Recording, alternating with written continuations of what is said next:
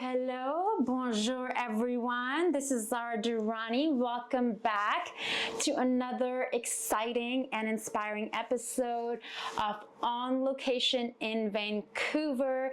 Joining me today is a guest who has a lot on the go right now. We were so happy we were able to get him here today.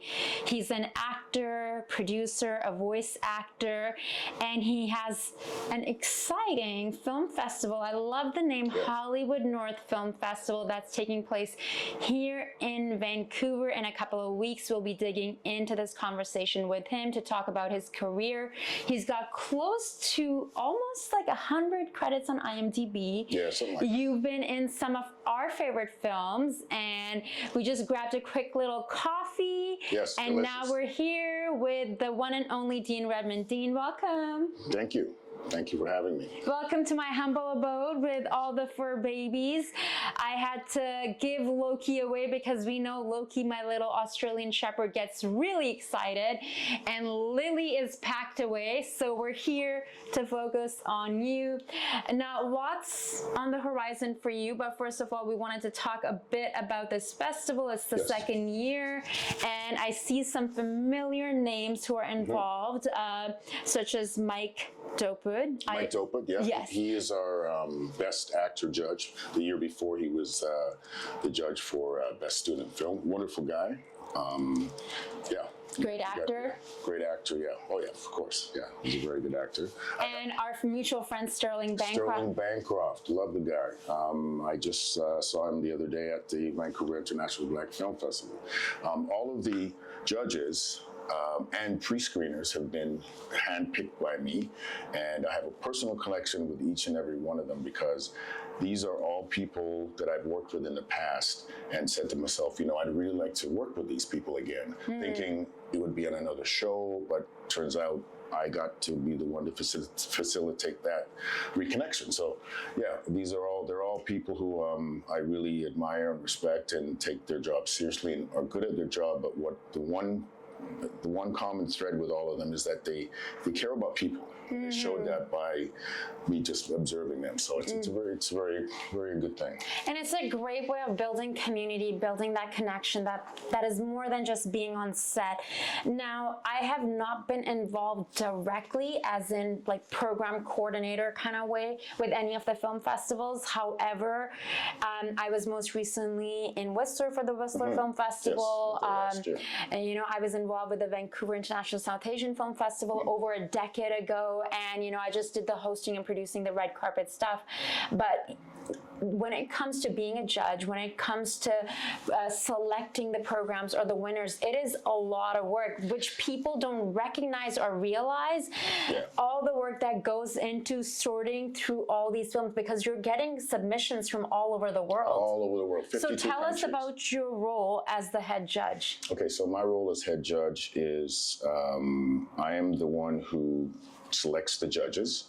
I also make sure that if they have any issues, I take care of their problems, and you know, just kind of monitor the progress of our judges, because we want to make this experience. Because as you mentioned, like it's not fun choosing children.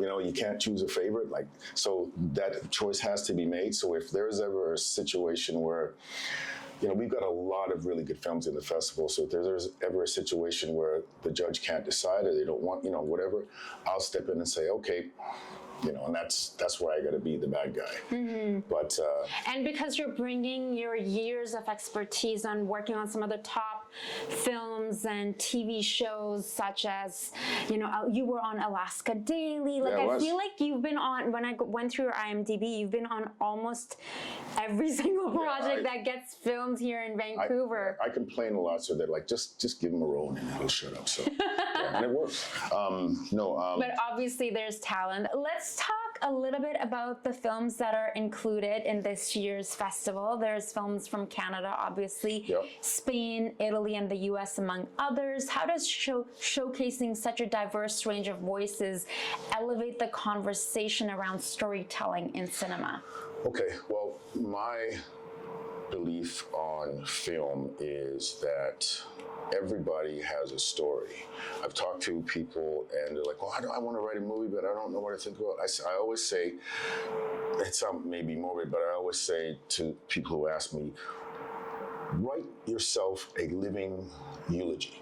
Like, she was born in Pakistan. When she was 12, she moved to Canada with her parents, and then she became and then you get deeper into that story, you'll find out, because we forget more than we remember. You know, we remember a lot of the things at the times that, you know, you ever had a light near-death experience or something where your life flashes before your eyes? Everything you've seen and remembered, everything you've seen in your life, you remember. But what I'm getting at is, these stories are about people's lives, not just made up stories. Those are the ones that really stand out to me. And I don't want to just hear about stories that happen in Canada. I want to hear about a story for someone that was born in Beirut and then had to travel to France and then had to come to Canada and now owns 13 dry cleaners or is a pop sensation. Like, there's no right trajectory to how your story goes, but if someone has taken the time and the care to put those words to sound, motion, and moving pictures, I'd like to give them an opportunity for other people to see it. And we learn, and our heart expands, and our understanding of those beings expands, like our idea of like what an individual, you know, if someone has lived all their life in the Okanagan or in Saskatchewan, and perhaps they attend, because I was surprised to see you can also watch films online, correct? Free. Online, free, starting January 8th all the way to, January 11th to February 8th for free. And if you don't watch them, then you're going to miss out. And we won't be able to do this forever, but this year we can, because we believe that much in our films and our filmmakers and it's just our gift to you. Yeah, thanks for mentioning that. My pleasure, because I think the power of film is education in an entertaining way. Yep. Like the story that you were mentioning is, you know, if someone has lived all their life in Prince Edward Island and they live on a farm, and I love that idea, you know, however, they can have perhaps, I'm not saying that they do, this is a fact, but they could have an idea of what someone in Iran is like, or Pakistan is like. Stereotypical. Or in Lebanon is like. And then perhaps they can watch a film by a Lebanese filmmaker who went through all of that and be like, oh, wow. Because a lot of times, believe it or not, I'm not sure if you ever went through this, but I would hear this more closer to, you know, September 11 events, that people wouldn't believe that I'm from Pakistan, because they're like, oh, like we wouldn't imagine someone from Pakistan would look like that, or we don't imagine that you're nice looking? that you're, or that you could speak English, or you know, you traveled and you, but that's bias, right? And that's because that's the ignorance. Yes, and that is, but then I feel like every time I show up on camera, every time I'm here, I am helping. People still think that, you know, I'm from Latin America, or like, I don't know, like some there would different. Be a term before.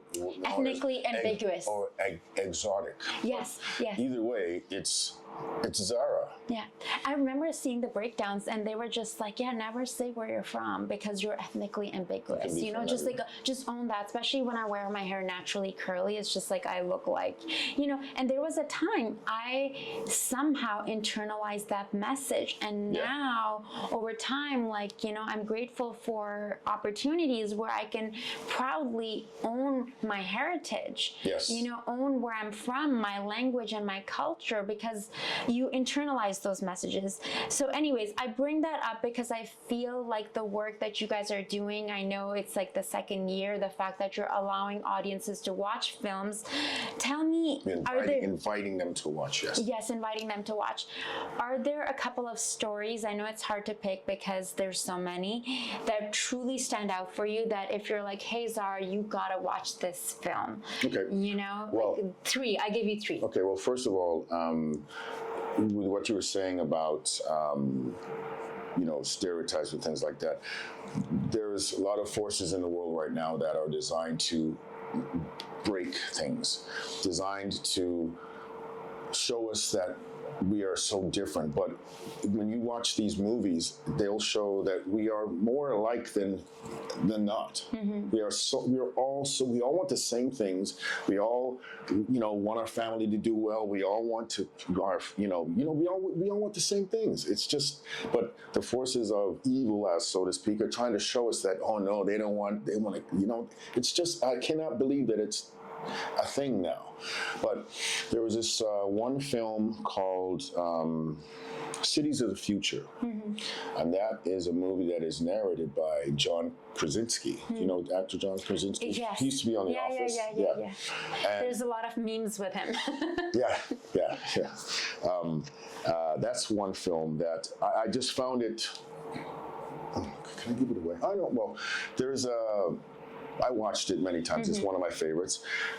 Because of that movie, I like to I like to solve problems well. Not that I'm a problem solver, but I like when I can solve a problem well as opposed to taking forever. You know what I mean? In that movie, one of the sections is about rock climbing, and the guy who is in the one of the guys who is in the film. It's a documentary, by the way. He's talking about how rock climbing is a good way of natural problem solving. So, just from watching that movie, I've got a new hobby that I haven't started yet. You know what I mean? The other film that I like is called Wake. I believe it's from Spain, and it's about a family who is trying to leave their country and come to North America, but they're in such a state that, at any given time, when you get that phone call, you got to go, and they're being smuggled. So to show how, there's so much injustice going on in the world. It's not just, it's bad things happening to good people, and another film, let's see, there's something there. How about, I gave you two, you pick the third one. Okay, I think I'm just gonna have to go through the list, and so walk us through. We can just go on the Hollywood North International Film Festival. See, I got it right this time. Hollywood North International Film Festival. Please just visit the website, Hollywood North International Film Festival. We'll share that information. Yes, wonderful. I think that's brilliant. The fact that people could just, go on there and watch these films. You can watch free movies. I'm going to take advantage of that. There's thank you. over 200 films to watch. Last year we had 250, but as more submissions come in, we are starting to not be able to accommodate everything unless the festival grows. So that would be the next step. Right? I think it's really smart, the fact that you're also giving these filmmakers a platform that, if someone is in another country or whatever, do you have an option of even, because you're going to also have on the 25th at HR Macmillan, I'll let you take the stage and share how people who are locally here can come on down on the 25th and what's happening. So on Saturday, January 25th, at something about 6:30 p.m. at the H.R. Macmillan Space and Science Center, also known as the Planetarium in Kitsilano, we will be having our Gala Night Awards show. And we're going to be having it right inside the planetarium, where the ceiling is it's just, I'm saying this, it's out of this world. It's corny, but it's funny. But it's going to be in that room, and we're going to be,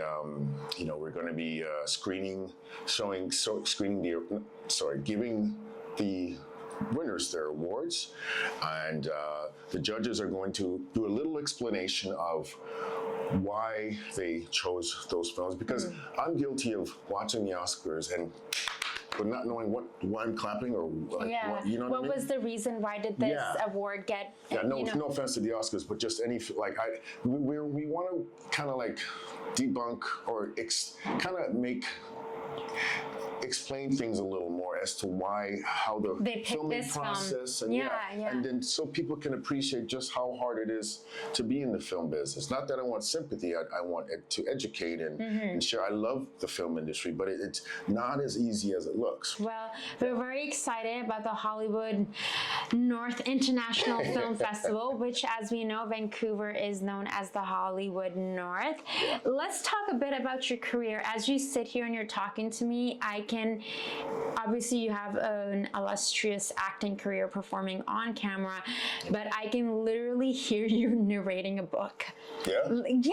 Oh, okay. No, okay. because just the sound of your voice. So I learned English by listening to music. So my hearing senses, I'm very sensitive.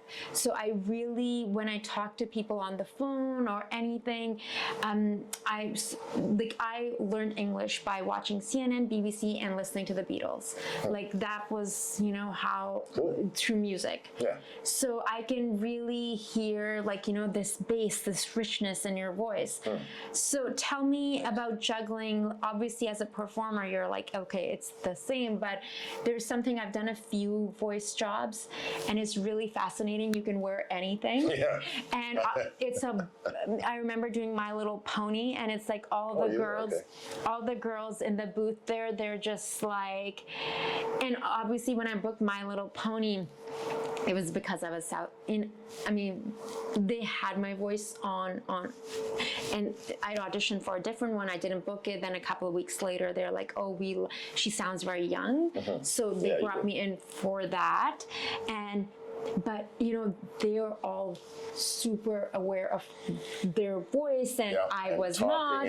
Yes, and how to do the levels and the changing. A little animated, right? Yes, and more, because it's very different than on camera. Because on camera you're keeping everything tighter, versus when you're in the booth. So when I hear you, so tell me about that, and then I want to talk about also War of the Planet of the Apes. But I want to talk a little bit about your voice work and changing characters and making characters as a voice actor versus when you're on camera. Okay, well, first of all, my very first voice audition, one of my agents said, "You have a great voice," and I said, "Thanks," but I didn't really knew he meant as far as voice acting.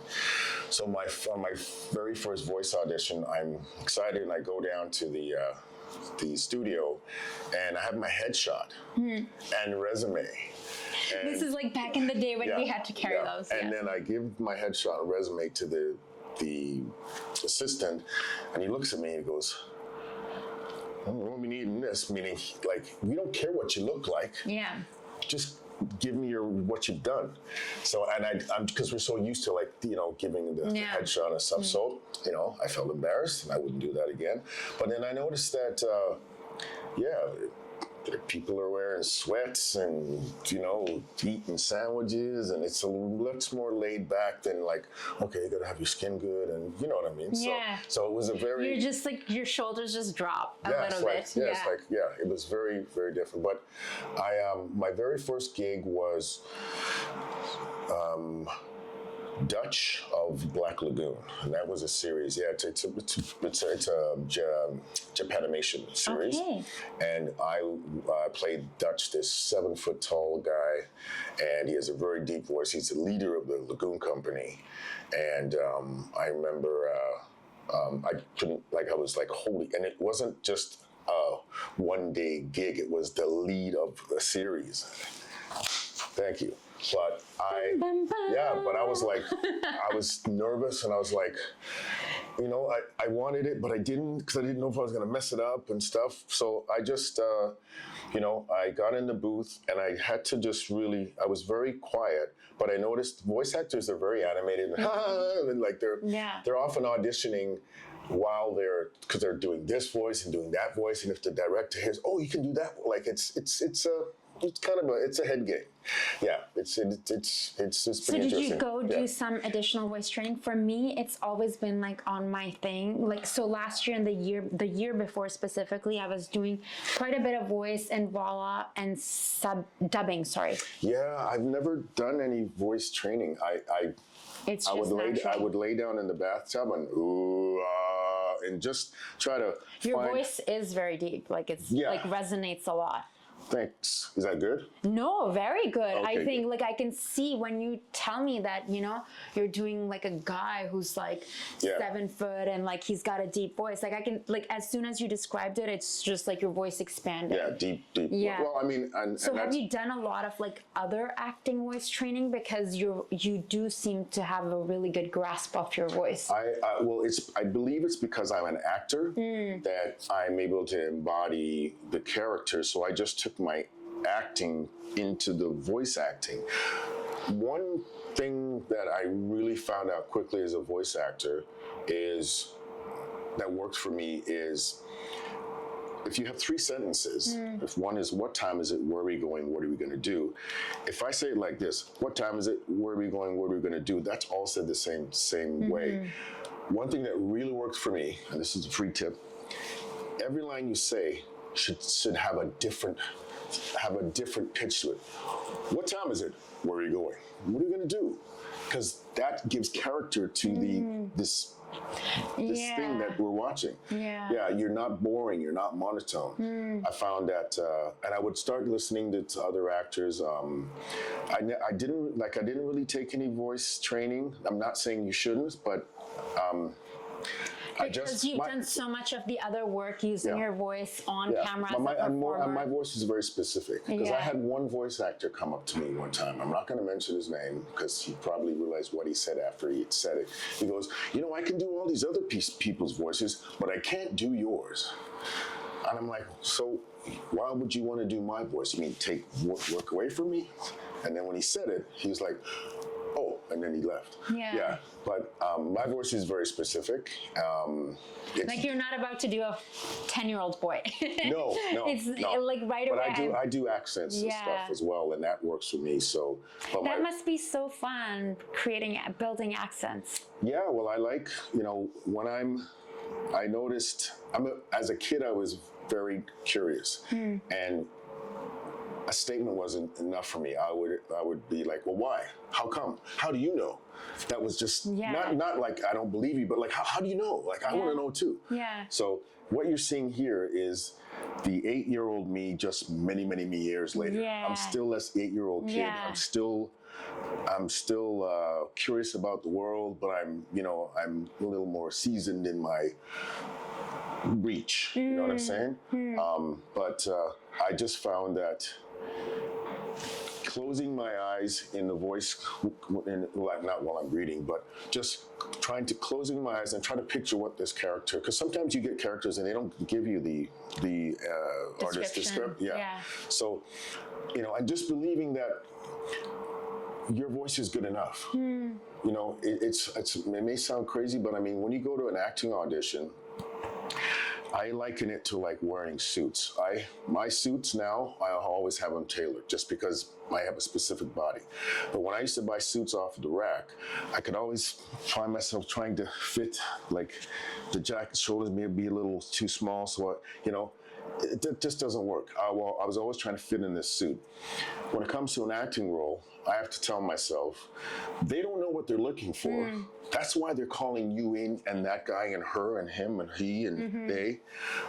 So maybe it's up to you to show them what it is that they want. And once I did that and it worked, I kept on approaching my auditions, acting voice with that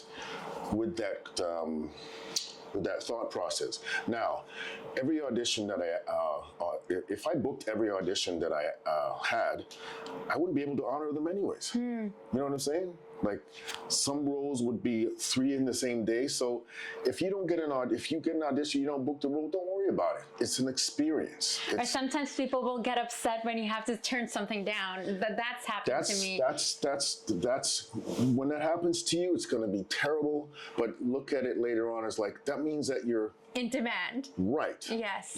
Yeah. No, that's amazing. I really hear what you're trying to say. I feel like in my personal career, like having these conversations, like I love hosting and interviewing folks that I find inspiring and like learning from them. But performing is also something I'm passionate about, yet at the same time, I have started really honing in on this part a bit more? You're very good at this. Thank you. I'm going to say I watched your show. I've watched many different. She has got many different guests, but there's one thing about Zara that's very consistent is her questions. I can tell she's listening to the interviewee and not just thinking of the next question. And when somebody's listening to you, it means that they care. And it's a very hard thing to do, is listen. And as far as acting goes, listening is very important. So you are a very good listener. And I really appreciate that, because I've been interviewed by a lot of people lately, and I feel safe with you. Thank you. I appreciate that. And I feel like that is a great word to use, because that's what I try to create for a lot of people. I do think it comes from a place of... Yeah, you can't fake that. It's very, I mean, you're not here with us, but this is sincere. I don't feel like, what's going on? Where's my keys? Or, and I'm glad that it comes across in the energy, because that is exactly what I want people to feel.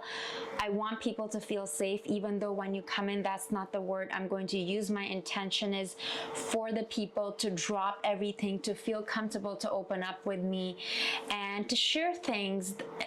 It's a lot of it, as we know, as performers, it's subconscious, right? Like when you are going into an audition, it could be to play a villain or the hero or whatever, but you could have something in the back of your brain that the casting directors and the producers, and they can tell, there's something there's something like an edge or whatever. Or when I'm trying to impress, I act in a different way, based on the work that you've done. So my aim is always to be like, have a great conversation, for me to be here to learn from you, and as I'm learning from you too, like everyone else is going to learn, and perhaps because these days our time is so valuable. Yes. We know in social media people are always just scrolling and going like this, and if a conversation can make them slow down and be like, oh yes, I need to check out this festival, or I want to check out more of Dean's work, or I want to know how he got his start in acting, or what is his mindset.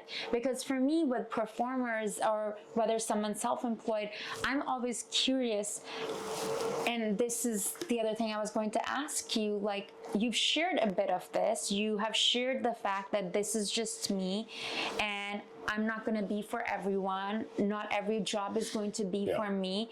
But how do you, and I'm asking this selfishly, how do you not take, when you haven't had a booking in a bit, as in like a year, how do you not take that, and you've been pinned, you hear from the exec producer, you run into at a film festival, you were hear pinned, everything, but you hear all of this stuff. People telling me, like at red carpets, just there's people talking about you in the rooms, like not in casting rooms, in like the production folks, the creators, the writers, like your name gets brought up in a good light. They're like, you're very close. But personally, where I'm at is I kind of feel like maybe it's not it for me, or maybe later on when I'm older. But so basically my question to you is, when you go through this dry spell, you're working hard, you're getting almost, but you don't. How do you, because you are obviously resilient, because you have the resume to back it up, this career over several decades. How do you talk to yourself when you go through those, you're like, I really wanted this job, I didn't get this job. What do you tell yourself? Well, I look at it as, the first time you do an audition and you don't get it and you have a bad, some days are just gonna suck.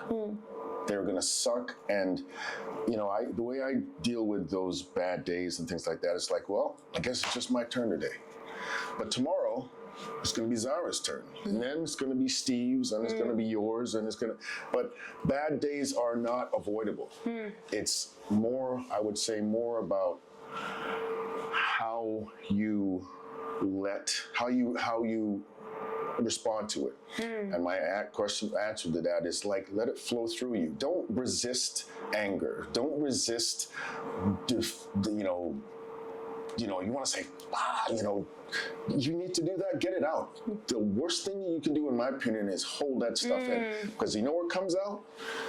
when you're at dinner with your friend and being introduced to your friend's mom or some people that you don't want, you have to self-manage, and you're not going to get everything you audition for. Like, get over yourself. Not you, but like, we have to get over ourselves. Whether you really want it or you don't, to be an actor, in my opinion, is one thing. But what I look at myself as is a reactor. Because when we're watching films, if you catch somebody acting, then you're like, oh, he's acting, she's acting. He's performing. Yes. Yeah. What to me is somebody who reacts to whether the situation is real or not. Reactors. Having bad days, we have to be in tune with our emotions, because that's what we're expected as actors to do. So don't ever try to shut anything off. I'm not saying run down the hallway screaming your head off, but remember how it felt when you were pissed off, because you may need that 2 to 3 days later. Yeah. But how did that rejection feel? How did that feel? Because you can bring that into your work. Yes, exactly. Use the pain, use the joy, use the confusion. To be an actor, I can say this from the bottom of my heart, you gotta have tough skin. Because as Zara said, you only see me when I'm walking on the red carpet and I get, and everything is, hey, Dean, but you don't see when I look at the calendar and there's like just clear boxes. What am I going to do?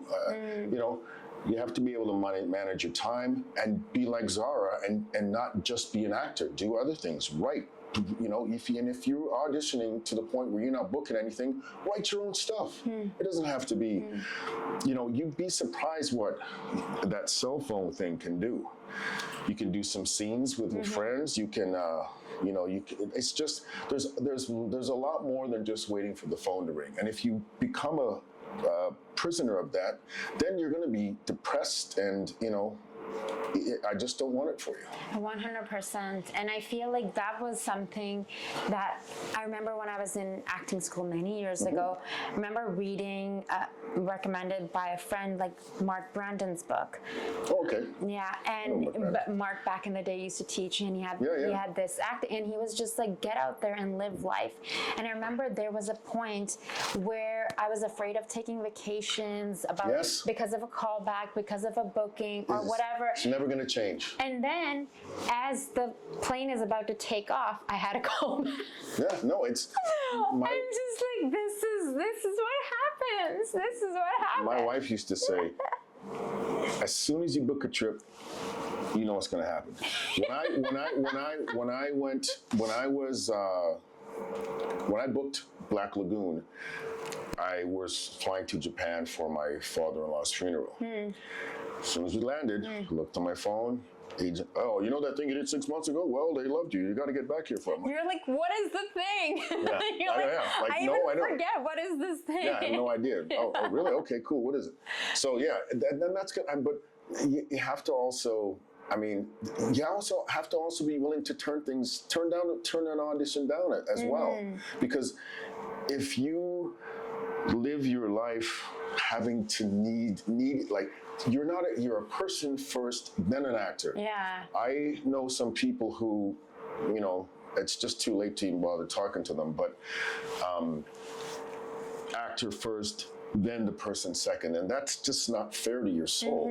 I really feel for people who are going through that, because it's not, to really want something. Because when you want it like that much, and if it's not happening for you, because then your all beingness is connected to that. You have to have a bit of a disconnect around it. And it's okay to walk away for a little while. It's maybe not be fun, but it may be worth your sanity, because I've been in situations where January, February, and about maybe 10 years ago, January, I used to get depressed because production would slow down, and I would think, okay, well, is this it? Like, am I never gonna do that. Like it's, and your mind will, from as far as I'm concerned, your mind wants you to sit on the couch and be comfortable and don't go out there and don't get wet, and your mind just wants you to just take the easy.